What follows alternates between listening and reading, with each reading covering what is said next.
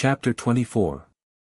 There was now no one in the reception room except Prince Vasily and the eldest princess, who were sitting under the portrait of Catherine the Great and talking eagerly.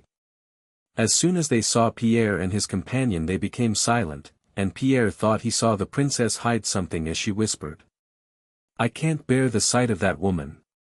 "Katish has had tea served in the small drawing room," said Prince Vasily to Anna Mikhailovna. "Go and take something, my poor Anna Mikhailovna, or you will not hold out." To Pierre he said nothing, merely giving his arm a sympathetic squeeze below the shoulder. Pierre went with Anna Mikhailovna into the small drawing room. There is nothing so refreshing after a sleepless night as a cup of this delicious Russian tea, Lorraine was saying with an air of restrained animation as he stood sipping tea from a delicate Chinese handleless cup before a table on which tea and a cold supper were laid in the small circular room. Around the table all who were at Count Bezukov's house that night had gathered to fortify themselves. Pierre well remembered this small circular drawing room with its mirrors and little tables. During balls given at the house Pierre, who did not know how to dance, had liked sitting in this room to watch the ladies who, as they passed through in their ball dresses with diamonds and pearls on their bare shoulders, looked at themselves in the brilliantly lighted mirrors which repeated their reflections several times. Now this same room was dimly lighted by 2 candles. On one small table tea things and supper dishes stood in disorder, and in the middle of the night a motley throng of people sat there, not merrymaking, but somberly whispering, and betraying by every word and movement that they none of them forgot what was happening and what was about to happen in the bedroom. Pierre did not eat anything though he would very much have liked to. He looked inquiringly at his monitress and saw that she was again going on tiptoe to the reception room where they had left Prince Vasily and the eldest princess. Pierre concluded that this also was essential, and after a short interval followed her. Anna Mikhailovna was standing beside the princess, and they were both speaking in excited whispers. "Permit me, princess, to know what is necessary and what is not necessary," said the younger of the 2 speakers, evidently in the same state of excitement as when she had slammed the door of her room. "But, my dear princess," answered Anna Mikhailovna blandly but impressively, blocking the way to the bedroom and preventing the other from passing, "won't this be too much for poor uncle at a moment when he needs repose? Worldly conversation at a moment when his soul is already prepared." Prince Vasily was seated in an easy chair in his familiar attitude, with one leg crossed high above the other.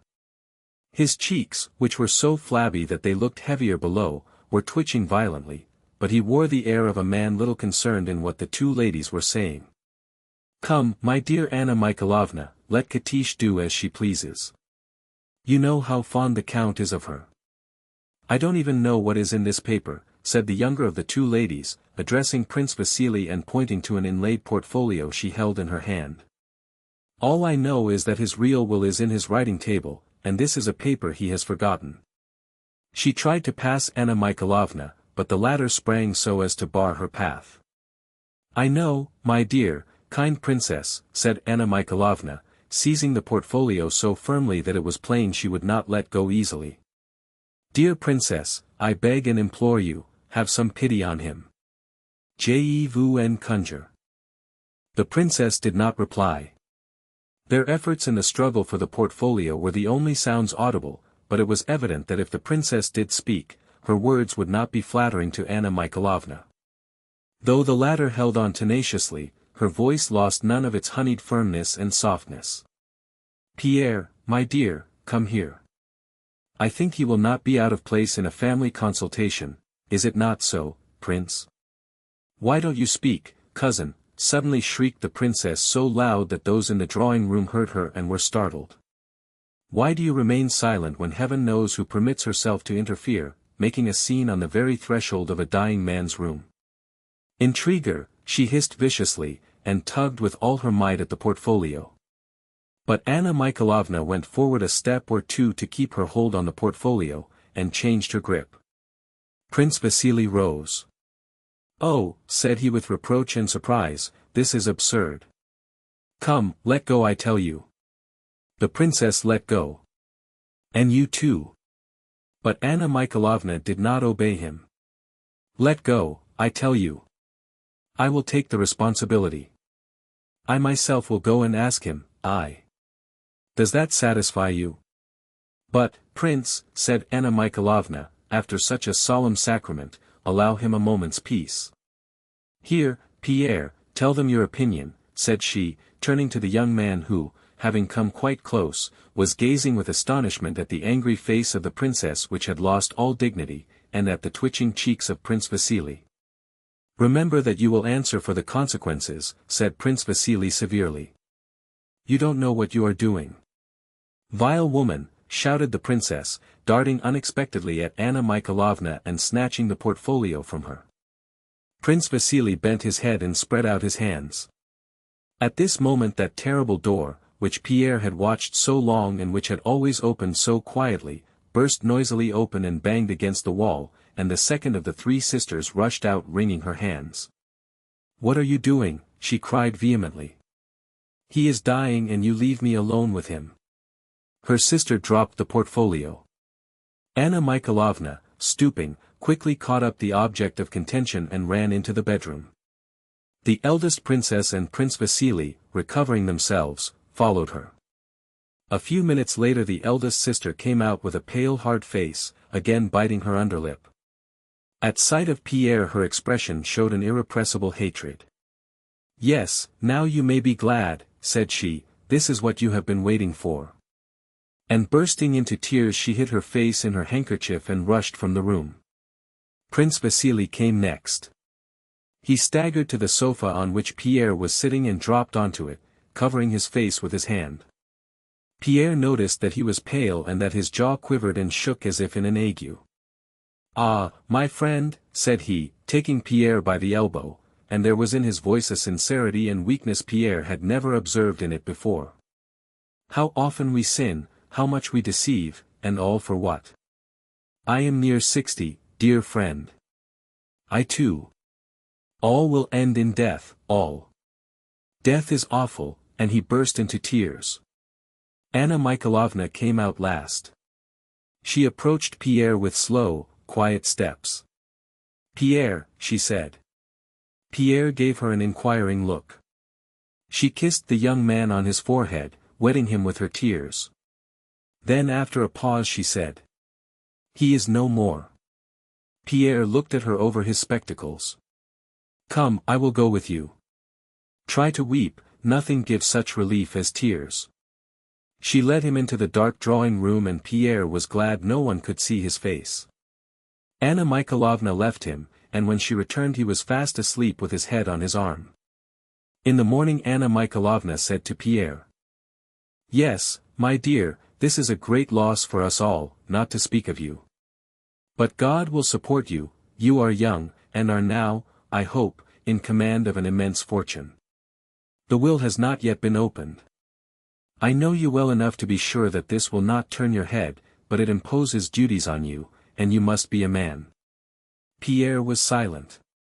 Perhaps later on I may tell you, my dear boy, that if I had not been there, God only knows what would have happened. You know, Uncle promised me only the day before yesterday not to forget Boris. But he had no time. I hope, my dear friend, you will carry out your father's wish. Pierre understood nothing of all this and coloring shyly looked in silence at Princess Anna Mikhailovna. After her talk with Pierre, Anna Mikhailovna returned to the Rostovs and went to bed. On waking in the morning she told the Rostovs and all her acquaintances the details of Count Bezukhev's death. She said the Count had died as she would herself wish to die, that his end was not only touching but edifying. As to the last meeting between father and son, it was so touching that she could not think of it without tears, and did not know which had behaved better during those awful moments, the father who so remembered everything and everybody at last and had spoken such pathetic words to the son, or Pierre, whom it had been pitiful to see, so stricken was he with grief, though he tried hard to hide it in order not to sadden his dying father. It is painful, but it does one good. It uplifts the soul to see such men as the old Count and his worthy son, said she.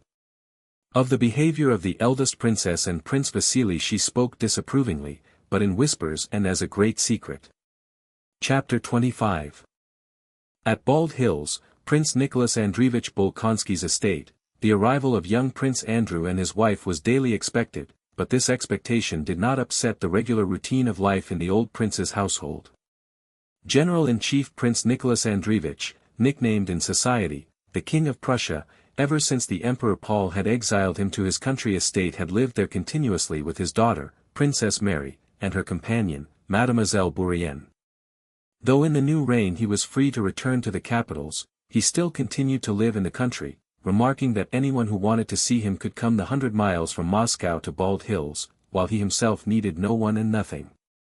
He used to say that there are only two sources of human vice, idleness and superstition, and only two virtues, activity and intelligence. He himself undertook his daughter's education, and to develop these two cardinal virtues in her gave her lessons in algebra and geometry till she was 20, and arranged her life so that her whole time was occupied. He was himself always occupied, writing his memoirs, solving problems in higher mathematics, turning snuff boxes on a lathe, working in the garden, or superintending the building that was always going on at his estate. As regularity is a prime condition facilitating activity, regularity in his household was carried to the highest point of exactitude. He always came to table under precisely the same conditions, and not only at the same hour but at the same minute. With those about him, from his daughter to his serfs, the prince was sharp and invariably exacting, so that without being a hard-hearted man he inspired such fear and respect as few hard-hearted men would have aroused. Although he was in retirement and had now no influence in political affairs, every high official appointed to the province in which the prince's estate lay considered it his duty to visit him and waited in the lofty antechamber just as the architect, gardener, or Princess Mary did, till the prince appeared punctually to the appointed hour. Everyone sitting in this antechamber experienced the same feeling of respect and even fear when the enormously high study door opened and showed the figure of a rather small old man, with powdered wig, small withered hands, and bushy grey eyebrows which, when he frowned, sometimes hid the gleam of his shrewd, youthfully glittering eyes. On the morning of the day that the young couple were to arrive, Princess Mary entered the antechamber as usual at the time appointed for the morning greeting, crossing herself with trepidation and repeating a silent prayer. Every morning she came in like that, and every morning prayed that the daily interview might pass off well. An old powdered manservant who was sitting in the antechamber rose quietly and said in a whisper, "Please walk in." Through the door came the regular hum of a lathe. The princess timidly opened the door, which moved noiselessly and easily. She paused at the entrance. The prince was working at the lathe and after glancing round continued his work. The enormous study was full of things evidently in constant use.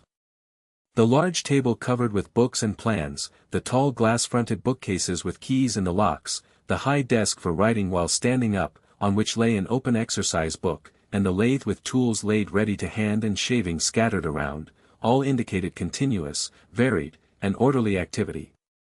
The motion of the small foot shod in a Tartar boot embroidered with silver, and the firm pressure of the lean sinewy hand, showed that the prince still possessed the tenacious endurance and vigor of hardy old age. After a few more turns of the lathe he removed his foot from the pedal, wiped his chisel, dropped it into a leather pouch attached to the lathe, and, approaching the table, summoned his daughter. He never gave his children a blessing, so he simply held out his bristly cheek, as yet unshaven, and, regarding her tenderly and attentively, said severely, "Quite well. All right then, sit down." He took the exercise book containing lessons in geometry written by himself and drew up a chair with his foot. "For tomorrow," said he, quickly finding the page and making a scratch from one paragraph to another with his hard nail. The princess bent over the exercise book on the table. "Wait a bit, here's a letter for you," said the old man suddenly, taking a letter addressed in a woman's hand from a bag hanging above the table, onto which he threw it. At the sight of the letter red patches showed themselves on the princess' face. She took it quickly and bent her head over it. "From Heloise?" asked the prince with a cold smile that showed his still sound, yellowish teeth. "Yes, it's from Julie," replied the princess with a timid glance and a timid smile. "I'll let 2 more letters pass, but the third I'll read," said the prince sternly. "I'm afraid you write much nonsense." "I'll read the third." "Read this if you like, father," said the princess, blushing still more and holding out the letter. "The third, I said the third," cried the prince abruptly, pushing the letter away, and leaning his elbows on the table he drew toward him the exercise book containing geometrical figures. "Well, madam," he began, stooping over the book close to his daughter and placing an arm on the back of the chair on which she sat, so that she felt herself surrounded on all sides by the acrid scent of old age and tobacco, which she had known so long. "Now, madam, these triangles are equal, please note that the angle ABC." The princess looked in a scared way at her father's eyes glittering close to her, the red patches on her face came and went, and it was plain that she understood nothing and was so frightened that her fear would prevent her understanding any of her father's further explanations, however clear they might be. Whether it was the teacher's fault or the pupil's, this same thing happened every day. The princess' eyes grew dim, she could not see and could not hear anything, but was only conscious of her stern father's withered face close to her, of his breath and the smell of him, and could think only of how to get away quickly to her own room to make out the problem in peace. The old man was beside himself, moved the chair on which he was sitting noisily backward and forward, made efforts to control himself and not become vehement, but almost always did become vehement, scolded, and sometimes flung the exercise book away. The princess gave a wrong answer. "Well now, isn't she a fool?" shouted the prince, pushing the book aside and turning sharply away, but rising immediately, he paced up and down, lightly touched his daughter's hair and sat down again. He drew up his chair, and continued to explain. "This won't do, princess, it won't do," said he, when Princess Mary, having taken and closed the exercise book with the next day's lesson, was about to leave. "Mathematics are most important, madam. I don't want to have you like our silly ladies. Get used to it and you'll like it," and he patted her cheek. "It will drive all the nonsense out of your head." She turned to go, but he stopped her with a gesture and took an uncut book from the high desk. "Here is some sort of key to the mysteries that your Heloise has sent you. Religious.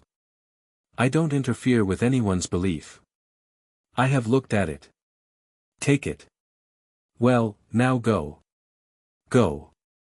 He patted her on the shoulder and himself closed the door after her. Princess Mary went back to her room with the sad, scared expression that rarely left her and which made her plain, sickly face yet plainer. She sat down at her writing table, on which stood miniature portraits and which was littered with books and papers. The princess was as untidy as her father was tidy. She put down the geometry book and eagerly broke the seal of her letter. It was from her most intimate friend from childhood, that same Julie Karagina who had been at the Rostovs' name-day party. Julie wrote in French. "Dear and precious friend, how terrible and frightful a thing is separation. Though I tell myself that half my life and half my happiness are wrapped up in you, and that in spite of the distance separating us our hearts are united by indissoluble bonds, my heart rebels against fate, and in spite of the pleasures and distractions around me I cannot overcome a certain secret sorrow that has been in my heart ever since we parted. Why are we not together as we were last summer, in your big study, on the blue sofa, the confidential sofa? Why cannot I now, as 3 months ago, draw fresh moral strength from your look, so gentle, calm, and penetrating, a look I loved so well and seem to see before me as I write?" Having read thus far, Princess Mary sighed and glanced into the mirror which stood on her right. It reflected a weak, ungraceful figure and thin face. Her eyes, always sad, now looked with particular hopelessness at her reflection in the glass. "She flatters me," thought the princess, turning away and continuing to read. But Julie did not flatter her friend. The princess' eyes, large, deep and luminous, it seemed as if at times there radiated from them shafts of warm light, were so beautiful that very often in spite of the plainness of her face they gave her an attraction more powerful than that of beauty. But the princess never saw the beautiful expression of her own eyes, the look they had when she was not thinking of herself. As with everyone, her face assumed a forced unnatural expression as soon as she looked in a glass. She went on reading. "All Moscow talks of nothing but war. One of my 2 brothers is already abroad, the other is with the Guards, who are starting on their march to the frontier. Our dear Emperor has left Petersburg and it is thought intends to expose his precious person to the chances of war.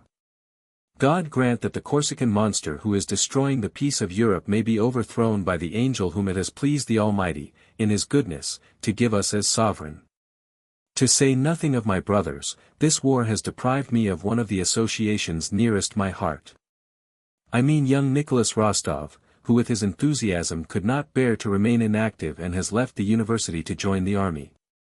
I will confess to you, dear Mary, that in spite of his extreme youth his departure for the army was a great grief to me. This young man, of whom I spoke to you last summer, is so noble-minded and full of that real youthfulness which one seldom finds nowadays among our old men of 20 and, particularly, he is so frank and has so much heart. He is so pure and poetic that my relations with him, transient as they were, have been one of the sweetest comforts to my poor heart, which has already suffered so much. Some day I will tell you about our parting and all that was said then. That is still too fresh.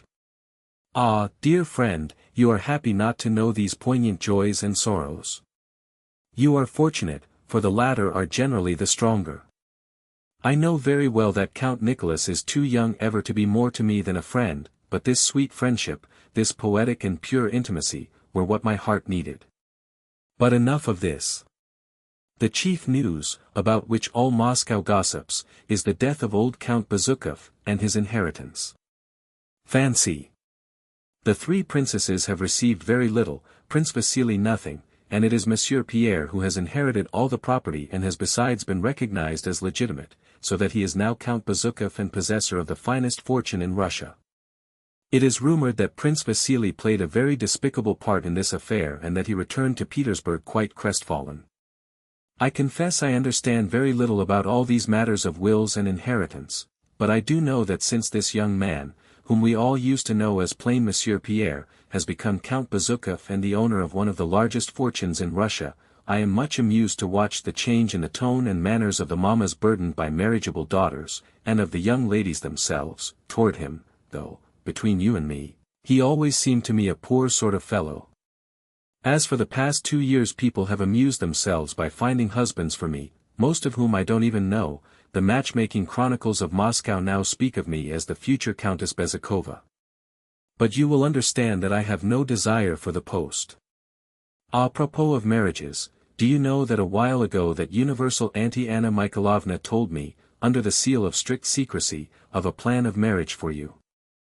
It is neither more nor less than with Prince Vasily's son Anatole, whom they wish to reform by marrying him to someone rich and distinguished, and it is on you that his relation's choice has fallen. I don't know what you will think of it, but I consider it my duty to let you know of it. He is said to be very handsome and a terrible scapegrace. That is all I have been able to find out about him. But enough of gossip. I am at the end of my second sheet of paper, and Mamma has sent for me to go and dine at the Apraxins. Read the mystical book I am sending you, it has an enormous success here. Though there are things in it difficult for the feeble human mind to grasp, it is an admirable book which calms and elevates the soul. Adieu. Give my respects to Monsieur your father and my compliments to Mademoiselle Bourrienne. I embrace you as I love you. Julie. P.S. Let me have news of your brother and his charming little wife. The princess pondered a while with a thoughtful smile and her luminous eyes lit up so that her face was entirely transformed. Then she suddenly rose and with her heavy tread went up to the table. She took a sheet of paper and her hand moved rapidly over it. This is the reply she wrote, also in French. Dear and precious friend, your letter of the 13th has given me great delight. So you still love me, my romantic Julie. Separation, of which you say so much that is bad, does not seem to have had its usual effect on you. You complain of our separation. What then should I say, if I dared complain, I who am deprived of all who are dear to me? Ah, if we had not religion to console us, life would be very sad. Why do you suppose that I should look severely on your affection for that young man? On such matters I am only severe with myself. I understand such feelings in others, and if never having felt them I cannot approve of them, neither do I condemn them. Only it seems to me that Christian love, love of one's neighbor, love of one's enemy, is worthier, sweeter, and better than the feelings which the beautiful eyes of a young man can inspire in a romantic and loving young girl like yourself. The news of Count Bezukov's death reached us before your letter and my father was much affected by it. He says the Count was the last representative but one of the great century, and that it is his own turn now, but that he will do all he can to let his turn come as late as possible. God preserve us from that terrible misfortune. I cannot agree with you about Pierre, whom I knew as a child. He always seemed to me to have an excellent heart, and that is the quality I value most in people. As to his inheritance and the part played by Prince Vasili, it is very sad for both. Ah, my dear friend, our divine Saviour's words, that it is easier for a camel to go through the eye of a needle than for a rich man to enter the kingdom of God, are terribly true. I pity Prince Vasili but am still more sorry for Pierre. So young, and burdened with such riches, to what temptations he will be exposed. If I were asked what I desire most on earth, it would be to be poorer than the poorest beggar. 1,000 thanks, dear friend, for the volume you have sent me and which has such success in Moscow. Yet since you tell me that among some good things it contains others which our weak human understanding cannot grasp, it seems to me rather useless to spend time in reading what is unintelligible and can therefore bear no fruit. I never could understand the fondness some people have for confusing their minds by dwelling on mystical books that merely awaken their doubts and excite their imagination, giving them a bent for exaggeration quite contrary to Christian simplicity. Let us rather read the epistles and gospels. Let us not seek to penetrate what mysteries they contain, for how can we, miserable sinners that we are, know the terrible and holy secrets of providence while we remain in this flesh which forms an impenetrable veil between us and the eternal? Let us rather confine ourselves to studying those sublime rules which our divine Saviour has left for our guidance here below. Let us try to conform to them and follow them, and let us be persuaded that the less we let our feeble human minds roam, the better we shall please God, who rejects all knowledge that does not come from him, and the less we seek to fathom what he has been pleased to conceal from us, the sooner will he vouchsafe its revelation to us through his divine Spirit. My father has not spoken to me of a suitor, but has only told me that he has received a letter and is expecting a visit from Prince Vasili.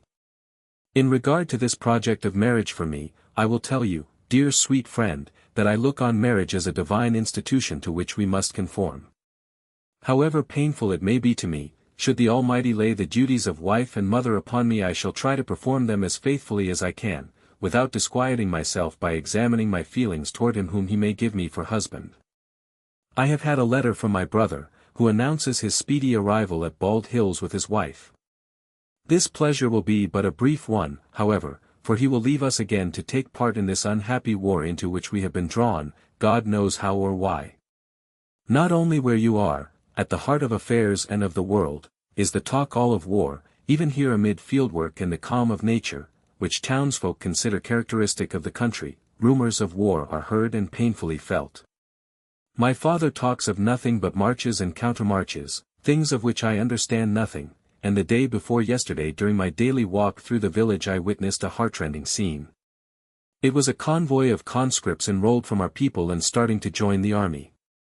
You should have seen the state of the mothers, wives, and children of the men who were going and should have heard the sobs. It seems as though mankind has forgotten the laws of its divine Saviour, who preached love and forgiveness of injuries, and that men attribute the greatest merit to skill in killing one another. Adieu, dear and kind friend, may our divine Saviour and his most holy mother keep you in their holy and all-powerful care. Mary. Ah, you are sending off a letter, Princess. I have already dispatched mine. I have written to my poor mother, said the smiling Mademoiselle Bourienne rapidly, in her pleasant mellow tones and with guttural R's. She brought into Princess Mary's strenuous, mournful, and gloomy world a quite different atmosphere, careless, light-hearted, and self-satisfied. Princess, I must warn you, she added, lowering her voice and evidently listening to herself with pleasure, and speaking with exaggerated grassiment, the prince has been scolding Michael Ivanovich. He is in a very bad humor, very morose. Be prepared. Ah, dear friend, replied Princess Mary, I have asked you never to warn me of the humor my father is in. I do not allow myself to judge him and would not have others do so. The princess glanced at her watch and, seeing that she was 5 minutes late in starting her practice on the clavichord, went into the sitting room with a look of alarm. Between 12 and 2 o'clock, as the day was mapped out, the prince rested and the princess played the clavichord.